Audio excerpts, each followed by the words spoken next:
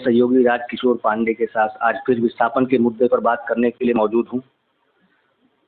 नापी का दौर शुरू हो चुका है। कुछ घरों की नापी हो गई है।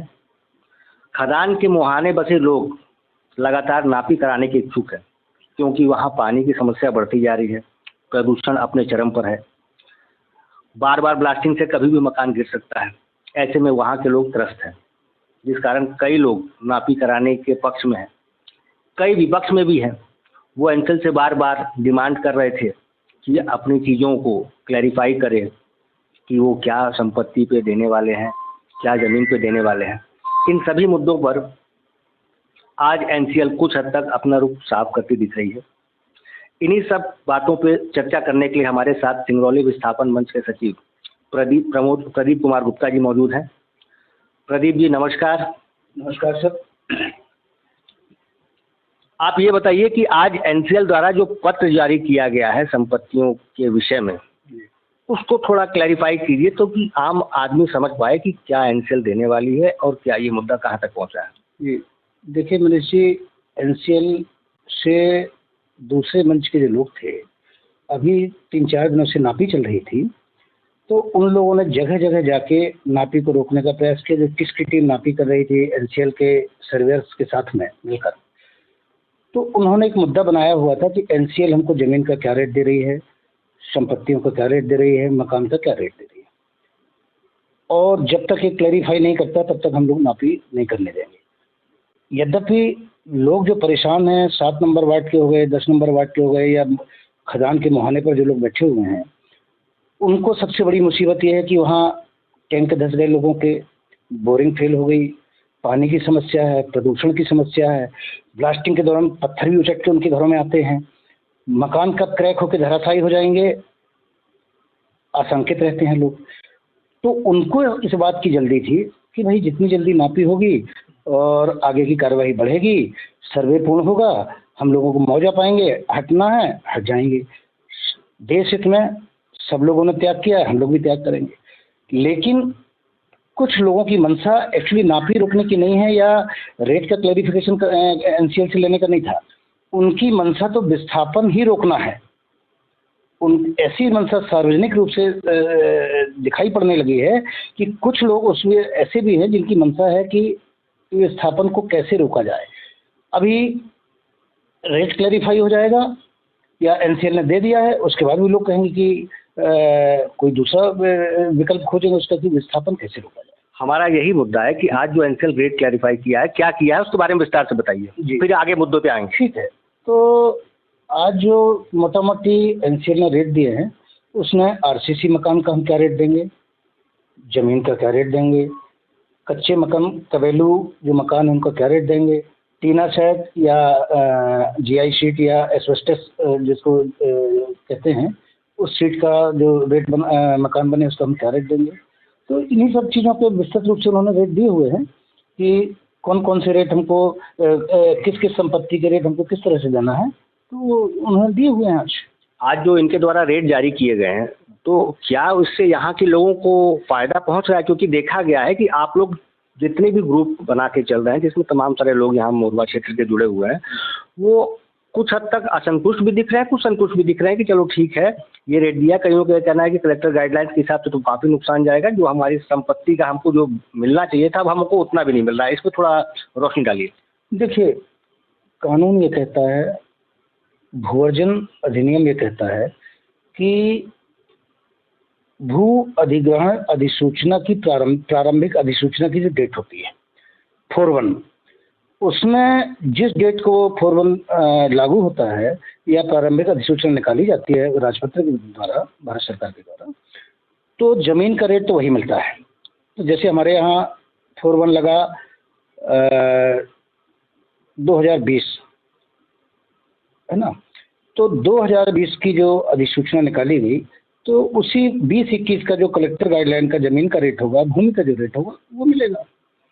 अच्छा, अब रहा सवाल संपत्ति का, भूमि के अलावा मकान का है, तो मकान का भी ये कलेक्टर गाइडलाइन जो है रेट, तो उससे अगर ज़मीन का रेट हम लोग माइनस कर लेते हैं तो मकान का, उसमें चूँकि इंक्लूडिंग दिया होता है ज़मीन प्लस मकान, उसका इंक्लूडिंग रेट ही है, एक्सक्लूड कर लीजिए, इंक्लूड कर लीजिए जो भी, तो उसको जब माइनस कर लेते हैं तो उसका रेट निकल के आता है आरसीसी मकानों को 11,000 रुपये और एनसीएल दे रहा है 12,000 रुपये। तो रेट तो उसने कानून के मुताबिक दिया है। ये हमारी मांग है एसवीएम मंच की, हम लोगों ने चिट्ठी लिख के दिया है एनसीएल से कि साहब चूँकि 20-21 के बाद आज उस समय का जो मटेरियल कास्ट था, लेबर कास्ट था, ठेकेदार का कास्ट था, ज़मीन के जो रेट थे वो बहुत ज़्यादा भाग गए हैं। ये अलग बात है कि कलेक्टर गाइडलाइन में हमारे यहाँ का रेट बढ़ा नहीं है, बल्कि 2016 में जो रेट था उससे भी 20 आते आते कमलनाथ की गवर्नमेंट थी, उन्होंने 20% कम कर दिए थे। तो लोगों को तो 20% का नुकसान हो रहा है और उसमें सोलेटियम जोड़ लेते हैं हम लोग 100%, तो 40% का नुकसान हो रहा है। तो कहीं ना कहीं लोगों को तो नुकसान हो रहा है, लेकिन ये इसमें एनसीएल जिम्मेदार नहीं है, क्योंकि एनसीएल को मध्य प्रदेश की जो राज्य सरकार की गाइडलाइंस है उसमें उनको फॉलो करना है। तो इसके लिए हम लोग ये कह सकते हैं कि भाई हमको और थोड़ा अच्छा रेट दिया जाए, उसके लिए दस्तावेजी हमको सबूत देना है। तो हम लोगों ने कुछ प्रयास किया है इस बारे में और एनसीएल को बताया कि साहब ये आज से 2 साल बाद जब हमारा विस्थापन होगा, मुआवजा पाएंगे, उसके बाद ही हम मकान बना पाएंगे, तब तक रेट कुछ और बढ़ जाएगा, बढ़ोतरी हो जाएगी रेट में। तो कम से कम हमको इतना दिया जाए कि हम लोगों को आर्थिक रूप से नुकसान ना हो, यहाँ की आम पब्लिक को आर्थिक रूप से नुकसान ना हो, उसकी भरपाई की जा सके। और उसके लिए हम लोगों ने दस्तावेजी सबूत मुहैया कराए हैं सिर्फ। आज क्या एनसीएल से आपकी बैठक हुई थी? जी हाँ, आज हम लोगों की बैठक हुई, तो उसमें भी यही सब मुद्दे थे हमारी बातचीत करने के। तो क्या समझ में आ रहा है कि तो आप लोग ये जो लेटर जारी हुआ इसके बाद आप लोग एनसीएल मुख्यालय में जाकर के आप एनसीएल के अधिकारियों से मिले हैं और आपने दस्तावेज जो मुहैया कराए, क्या लग रहा है कि यहाँ के लोगों को कुछ बढ़ा के दिया जाएगा? क्योंकि 11,000 की जगह 12,000 मिल रहा है, तो कोई प्रॉफिट इसको तो नहीं कहा जाएगा? नहीं, इसको हम प्रॉफिट नहीं मानते हैं, ये किसी भी एंगल से प्रॉफिट के रूप में नहीं है। और सबसे बड़ी बात मनीष जी ये होता है कि हम लोगों की जीवन भर की कमाई, यहाँ के जो शहर का ताना बाना, यहाँ के बच्चों का एक दूसरे से लगाव, तो ये सारी चीज़ हमारे पीछे छूट रही हैं। तो ये 11,000 से 12,000 कोई रेट नहीं है। उसी दिशा में हम लोग प्रयास कर रहे हैं कि कम से कम अगर कहीं कुछ हमारा छूट रहा है, कुछ हमारा देश हित में जा रहा है, तो लोगों को असंतोष व्याप्त ना हो, असंतोष ना हो। और उस दिशा में एनसीएल ने भी अपनी सहमति जताई है कि ठीक है, आप दस्तावेजी सबूत दीजिए हमको। हम लोग भी प्रयास कर रहे हैं और एनसीएल ने हमेशा सहयोगात्मक रवैया अपनाया है, इसलिए हम लोग कोई असंतोष नहीं है और इस प्रयास में है कि निश्चित इसमें कुछ न कुछ बढ़ोतरी होगी।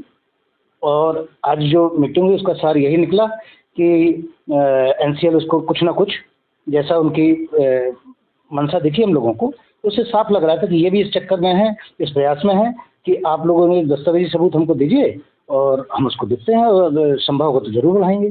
तो अभी हमारी उम्मीद टूटी नहीं है। ये तो लोगों की जल्दी थी, जिन लोगों ने नापी रुकवाने का प्रयास किया कि ये बताना चाह रहे थे कि हमको कोई रेट क्लियर नहीं कर रहा है, एनसीएल रेट क्लियर नहीं कर रहा है, क्लैरिफाई नहीं कर रहा है, हमारी संपत्ति किस रेट में लेगा, हमारी ज़मीन किस रेट में लेगा, इसलिए एनसीएल ने इतनी जल्दीबाजी में रेट दे दिया। वो इसके लिए भी तैयार नहीं था। अभी उनका मंथन चल रहा है इस बात में, तो इस दिशा में वो लोग प्रयास कर रहे हैं। चलिए, मंथन चल रहा है, हम अब नापी की बात पर आते हैं जी। आपका कहना है कि कुछ लोग विस्थापन ही रोकने के प्रयास कर रहे हैं। एक बात ये भी कही गई थी कि जब नापी होगी तो टिस की टीम, एनसीएल प्रबंधन टीम और जिला प्रशासन की टीम तीनों मौजूद होंगी। उससे क्या होता कि सहूलियत है, अगर जिला प्रशासन की तरफ से अगर पटवारी और आरआई और बाकी लोग नियुक्त कर दिए जाते, मगर चूंकि जिला प्रशासन की तरफ से अभी कोई लोग आए नहीं, नापी चालू की गई, नापी में कई जगह व्यवधान भी डाले गए और नापी अभी काफ़ी धीरे स्तर पर चल रही है। आप लोग व्हाट्सएप ग्रुप के माध्यम से सभी लोगों को आग्रह कर रहे हैं कि लोग जाकर के मुख्यालय में अपना स्वीकृति पत्र दें, जिसके बाद टीम उनके घर पे आके नापी करेगी। ऐसे में जो 6 महीने का इनका टेंडर हुआ है किस कंपनी का, लगता नहीं है कि ये 6 महीने में ये पूरी नापी हो सकेगी, जिस हिसाब से मामला अधर में लटका जा रहा है। दूसरी चीज़ एक और भी सामने आ रही है कि बिना जिला प्रशासन के जो नापी हो रही है, उसके बाद अगर मान लीजिए एक संपत्ति पे 3 लोगों का हक है, किसी का मकान बना है, किसी का नहीं बना है, इस परिस्थिति में दोबारा भी एक बार नापी की जाएगी, जिस समय सारी चीज़ों को देखा जाएगा कि भाई किसकी ज़मीन पे क्या बना है, क्या नहीं बना है, उसके बाद भी मुआवजे की रकम निश्चित हो पाएगी। क्या लगता है कि ये 2 बार नापी की जाएगी क्या? नहीं, देखिए 2 चीज़ें होती हैं। इन्होंने एक सर्वे फॉर्म बनाया हुआ है अपना, तो सर्वे फॉर्म में केवल मौखिक रूप से जानकारी इनको चाहिए और जो घर का मुखिया होगा, परिवार का सदस्य होगा, वो जानकारी इनको मुहैया कराएगा। उसमें वोटर ID, आधार कार्ड, भवन, जमीन, जमीन आपकी है तो भवन किसका है, भवन भी आपका है तो इसमें कोई किराएदार भी रहते हैं, तो कौन लोग रहते हैं, कब से रहते हैं, इस तरह की सारी जानकारी। कई बार होता है कि जमीन किसी की, मकान किसी का, रहता कोई और है, तो वो सारी जानकारी सर्वे फॉर्म में, 5 पेज का सर्वे फॉर्म है वो, तो उसको टीम पीछे पीछे चलेगी। 10 घरों का नापी काम मुख्य होता है। नापी में समय लगता है, 2-2, 3-3, 4-4 घंटे लगते हैं कि कमरे की नापी कर रहे हैं वो लोग।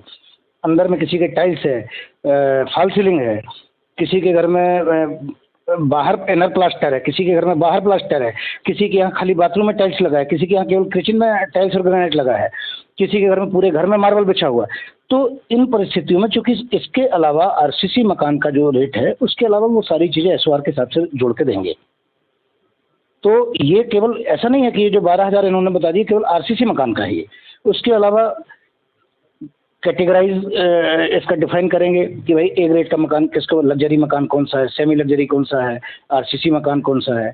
फिर मकान में ही ऐसी बहुत सारी कैटेगरी है, किसी का गिलावा से मकान जुड़ा है, मिट्टी के गारे से जुड़ा हुआ है, और पुराने जो पुश्तैनी मकान बने हैं 15-15 इंची की दीवारें हैं, उसमें पिलर नहीं है, वो केवल गारे से जुड़ा है, सीमेंट का प्लस्तर है और ऊपर जाके आरसीसी छत है। इसी तरीके से कुछ मकान सीमेंट बालू से जुड़े हुए हैं लेकिन कॉलम बीम उसमें भी नहीं है। अब कुछ मकान बने हैं जिसमें प्लेंथ भी है, कॉलम बीम भी है, आरसीसी भी है। अब उसके बाद कुछ मकान है जिसमें टाइल्स है, पूरे मकान में टाइल्स लगी हुई है, कहीं मार्बल बिछा हुआ है, किसी मकान में केवल जमीन बाथरूम में टाइल्स और मार्बल लगा हुआ है, किसी में केवल किचन में लगा। तो इस तरह मकान की बहुत सारी कैटेगरी बन जाती है। फिर इस तरह से टीना सेट का है, कोई 8 फीट की दीवार है, कोई 5 फीट की दीवार है, किसी में केवल पाइप लगा हुआ, किसी में टीना सेट का लोगों ने बनाया तो उसमें पाइप गाड़ के ही उन्होंने छत डाल दिया। तो मकान की कैटेगरी बहुत तरह की हैं। तो उसमें अभी उनको इसी कारण जो है मोटा मोटा उन्होंने रेट दे दिया, लेकिन अभी बहुत कुछ पाना एनसीएल से बाकी है, वो मंथन कर रहा है, उनकी टीम लगी हुई है।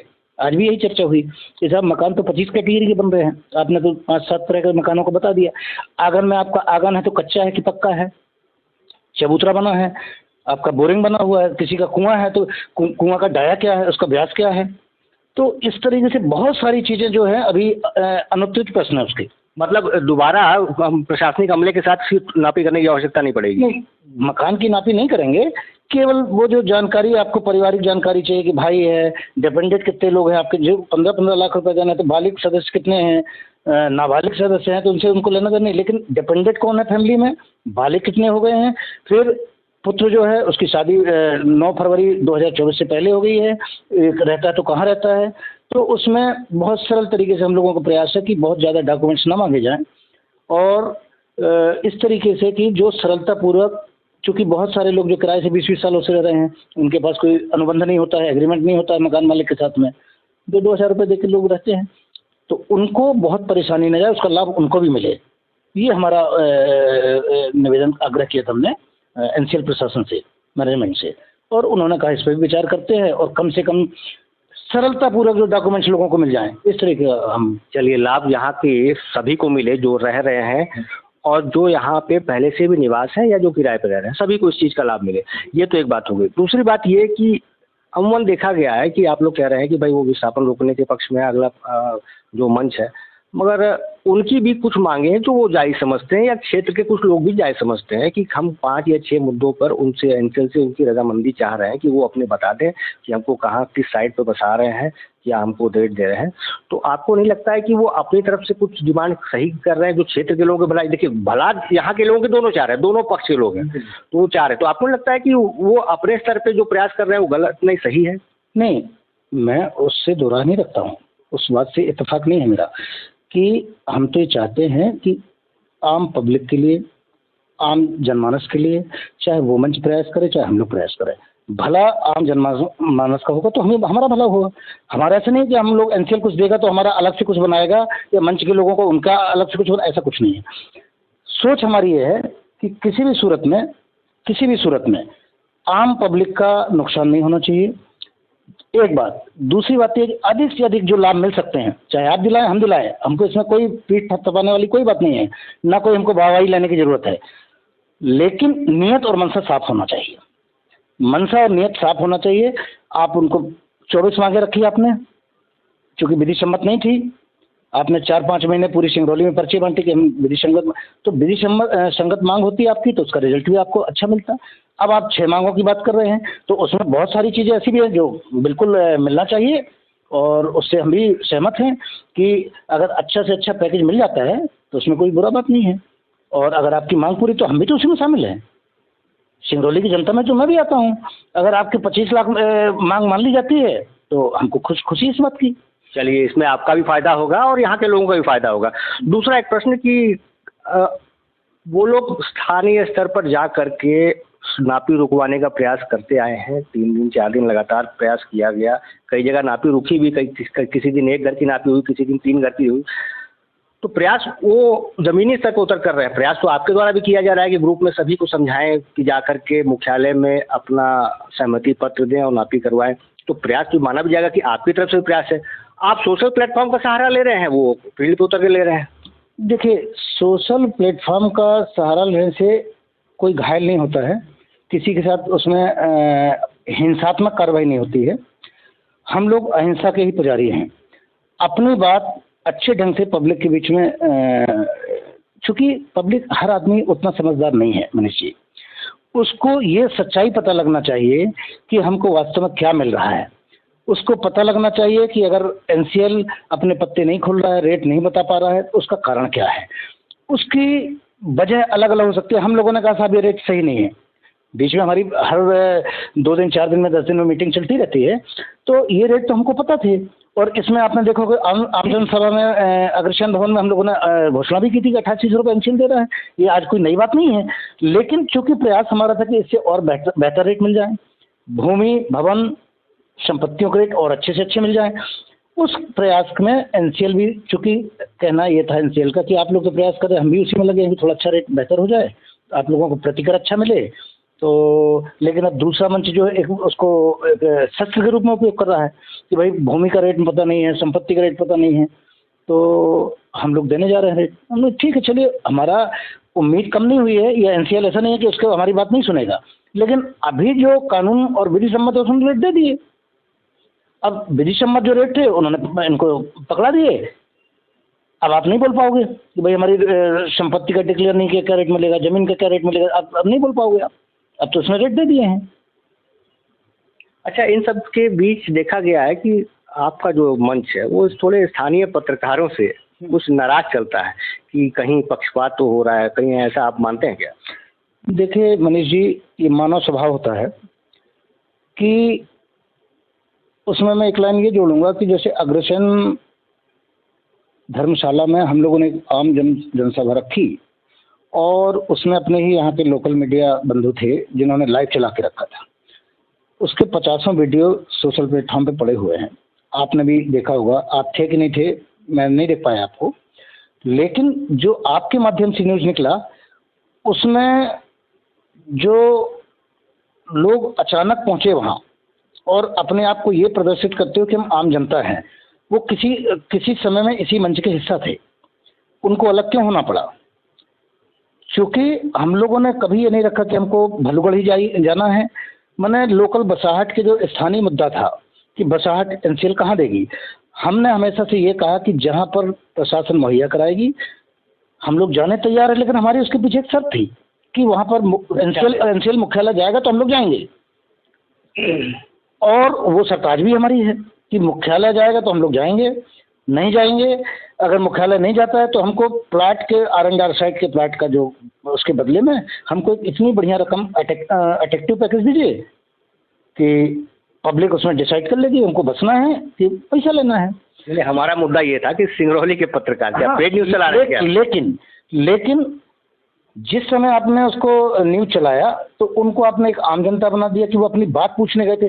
बात पूछने वाला कितना, और भी लोग पूछ रहे थे, वहाँ सवाल जवाब कर रहे थे और हम लोगों ने जवाब दिया। ललित श्रीवास्तव जी थे, हमारे वीरेंद्र गोयल जी थे, मनोज कुलश्रेष्ठ जी थे, तो लोगों का क्रमशः जवाब दे रहे थे। जिनके पास माइक जा रहा था, जिन लोगों की शंकाएं थी, संदेह था, उनके अपने मन में जो शंकाएं थी वो पूछ रहे थे, हम लोग उसको निराकरण कर रहे थे, अपना बता रहे थे विस्थापित को क्या मिलेगा, प्रभावित को, इस सारी बातें। अब उनको ये लगा कि ये इनको एनसीएल ने दिया है, अपने मन से बता रहे हैं, जबकि वो एनसीएल से ही हम लोगों ने लिखित मांगा था।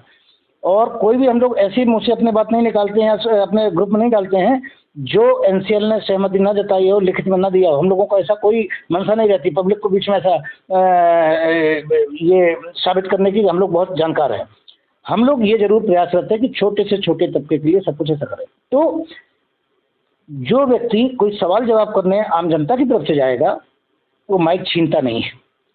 माइक छीन के जिस तरीके से उन्होंने वो उस पूरे जनसभा को आतंकित कर दिया, विचलित कर दिया, जोर जोर से शोर शराबा करने लगे, चिल्लाने लगे, ऐसा लगने लगा धक्का मुक्की करने लगे, ये किसी आम जनता या आम जनता की तरफ से जो प्रतिनिधि होते हैं इस तरह का नहीं करते। दूसरी बात, आप इतनी जनसभाएं करते, हमारे मंच का कभी कोई सदस्य नहीं जाता है।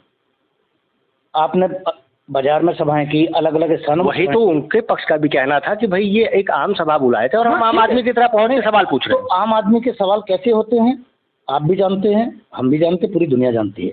क्या आम व्यक्ति वैसे सवाल पूछता है जैसे इन लोगों ने पूछा था? इनके सवाल तो थे ही नहीं कुछ, इन्होंने तो केवल अपना बखान किया। तो हम आपको, आपके मंच में आप स्वतंत्र हैं, आपको जो कहना। और उसके बाद आप कहते हैं कि हम तो उपाध्यक्ष आज भी हैं। आप कैसे उपाध्यक्ष हैं? आपने अलग ग्रुप बना लिया, 3-3 ग्रुप बना लिया, आपने 3-3 ग्रुप बना लिए हैं। और उसके बाद आप अपनी एक्टिविटीज अलग कर रहे हैं।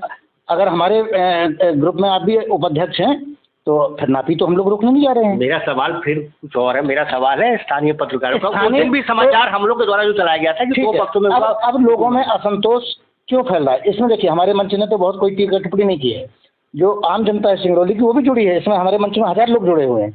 तो आम जनता जो पत्रकारिता देख रही है कि भाई ये जो उपद्रवी तत्व है जिन्होंने इतना आतंक मचाया, उपद्रव मचाया, और इसके बाद भी उसको बहुत आराम से आप लोगों ने छाप दिया। मैं व्यक्तिगत आपकी बात नहीं कर रहा हूँ, जिन लोगों ने ये अखबार में न्यूज़ निकाला उन लोगों ने बड़े आराम से इनको बता दिया कि वो आम जनता बन के गए थे और वो अपने सवाल जवाब कर रहे थे, उसी में लोगों की तू में हो गई।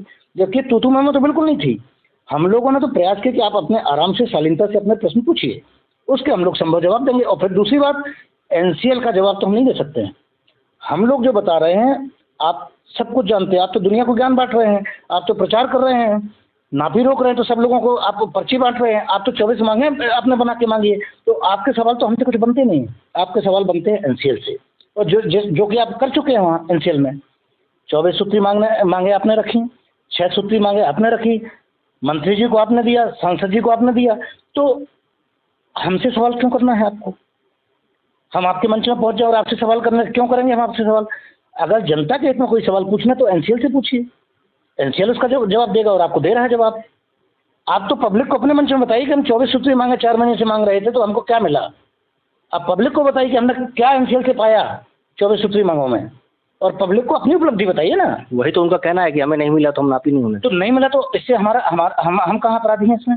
हमारा इसमें क्या दोष है बताइए? नहीं, आपका कोई दोष नहीं। आप दोष यहाँ के पत्रकारों की बात हो रही है कि जिन्हें आपके ग्रुप में कहा गया कि ये पेड न्यूज चलाते हैं, इन्हें अवार्ड मिलना चाहिए, हमारे समाचारों को लेकर के कहा गया। बिल्कुल, मैं उसी मुद्दे पे आता हूँ कि जो लोग 1000 लोग हमारे ग्रुप में जुड़े हुए हैं, सब सिंगरौली के ही लोग हैं, कोई बाहर के लोग नहीं हैं।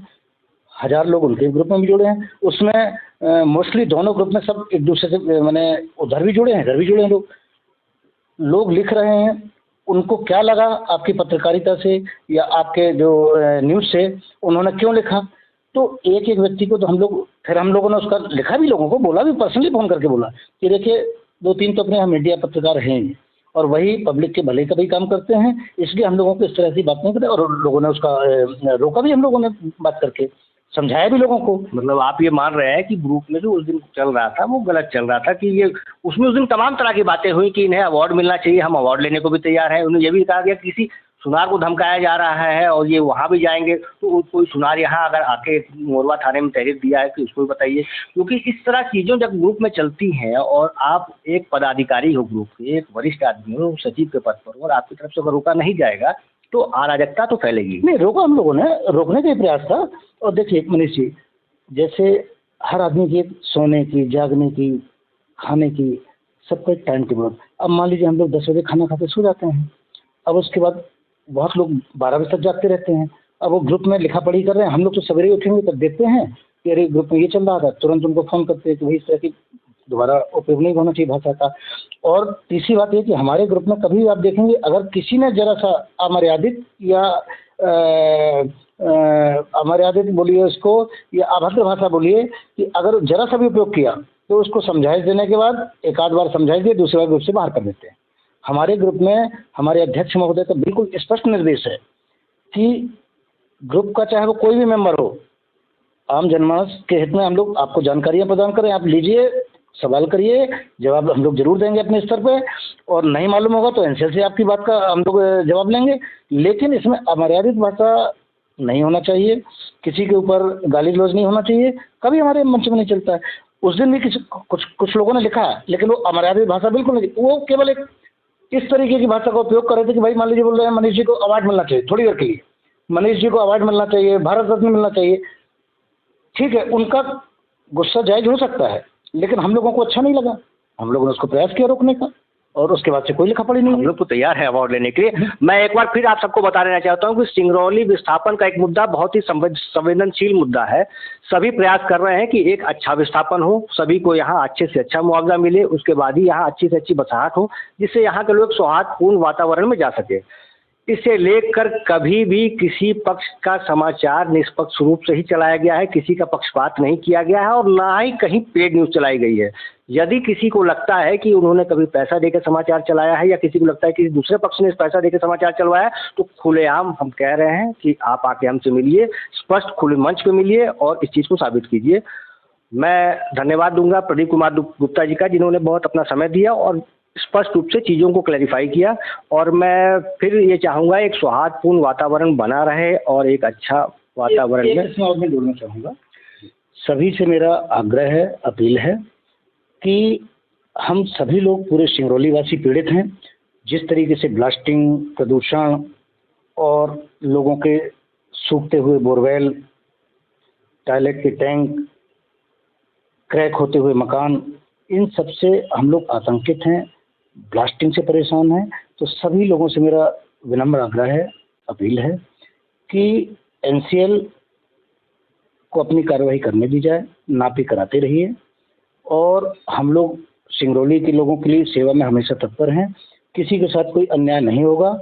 एनसीएल से हम लोग धीरे धीरे क्रमशः सिंगरौली की सभी तरह की छोटे छोटे व्यापारियों के भी हित लाभ को देखते हुए, उनको भी समझते हुए कि क्या क्या कठिनाई, कर्मचारी दुकानों में काम करने वाले कर्मचारियों के लिए, टेलर के यहाँ, नाई के यहाँ, कपड़ा दुकानों में, व्यवसायी के यहाँ, होटल में, सबके काम करने, किराएदारों के लिए, फल वाले के, सब्जी वाले के, नगर निगम की दुकानों में, लीज की दुकानों में, तो इस तरह के सब लोगों की चिंता करते हुए सबके लिए हम लोगों ने लिखित रूप से एनसीएल को दिया हुआ है। उनको क्या क्या मिलेगा आने वाले समय में वो भी क्लियर होगा। एक और खास बात कि कोयला मंत्रालय को भी हम लोगों ने पत्र लिखा था कि अभी तक एनसीएल की जो प्रैक्टिस रही है कि वो संपत्ति पर 12% प्रतिकर नहीं देता था, इसे दिया जाए, और वो अंदर कोयला मंत्रालय और एनसीएल के बीच में उसका भी कुछ रिजल्ट मिलने वाला है। ऐसा उम्मीद है कि कार्रवाई तेजी से जारी है, और शायद ये पहली बार होगा, अगर कहीं मिल जाता है, प्रयास है हम लोगों का कि बार बार उसी बात को लेके हम लोग प्रयासरत हैं कि किसी भी सूरत में भवन और संपत्ति परिसंपत्ति पर भी 12% अगर प्रतिकर मिलता है, ये सिंगरौली वासियों के लिए और हमारे एसबीएम मंच के लिए बहुत बड़ी उपलब्धि होगी, जिसमें आज हमको मिनिमम 48% का इजाफा हो जाएगा। अभी केवल भूमि पर ब्याज मिलता है, प्रतिकर मिलता है, परिसंपत्तियों पर नहीं देता। ये एनसीएल की प्रैक्टिस में रहा है पिछले सारे विस्थापन में, लेकिन इस बार हम लोगों ने प्रावधान के मुताबिक, कहा जाता है कि लार एक्ट में है, नहीं, लार एक्ट में स्पष्ट नहीं है।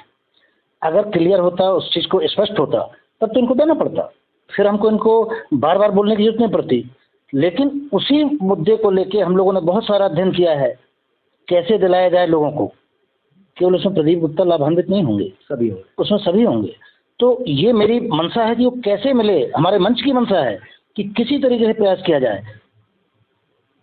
दस्तावेजी सबूत, बहुत से सर्कुलर, बहुत सारे प्रावधान, ये देखते हुए हम लोगों ने, और ये उम्मीद है हम लोग बाध्य कर देंगे कि आपको देना पड़ेगा, और वो एनसीएल भी शायद उसमें प्रयास कर रहा है। चलिए, सभी लाभान्वित होंगे, ये प्रयास है सिंगरौली विस्थापन मंच का। हमारे साथ मौजूद थे प्रदीप कुमार गुप्ता, सचिव सिंगरौली विस्थापन मंच से, जिन्होंने सारी बातों को साझा किया और ये आग्रह किया है मंच के माध्यम से कि सिंगरौली में नापी शांतिपूर्वक होने दिया जाए। इससे सभी का लाभ है। धन्यवाद।